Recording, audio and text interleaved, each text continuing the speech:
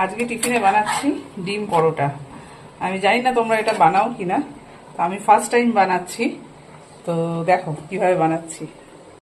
এই হচ্ছে পরোটাটা, যদিও আমি আটা দিয়ে বানাচ্ছি কারণ ময়দা অতটা খাওয়া ভালো না। ওই হিসাবে পরোটাকে ভালো করে সেঁকে নেবো, নিয়ে তারপর স্টেপ বাই স্টেপ দেখাচ্ছি। দাঁড়াও, তেল ভালো করে সেঁকে নেওয়ার পর এরপর দিয়ে দেবো হচ্ছে এইখানে ডিমটা। তারপরেই হচ্ছে আসল ব্যাপারটা। এই দেখো 3 কোণা করে এটাকে মুড়ে নিয়েছি, ভেতরে ডিমটা আছে। এবার আস্তে আস্তে কিন্তু ডিমটা ভেতরে ভাপে ভাপে কিন্তু হবে। মোড়াটা যেহেতু এক হাত দিয়ে মোড়া যাবে না বলে আমি মোড়াটা ভিডিও করতে পারিনি। ওই যে এক হাতে ক্যামেরা আর এক হাতে ভিডিও করছি, তো ওই জন্য মোড়াটা আমি এই মোড়ানোর পর তোমাদেরকে দেখালাম। এই হচ্ছে ব্যাপারটা হবে, বুঝেছো? ডিমটা একটু সাইড দিয়ে বেরিয়ে যায়, আমি ফার্স্ট টাইম করছি যেহেতু। তো এই হচ্ছে ব্যাপারটা। এবার এটাকে সস দিয়ে খাওয়া হবে।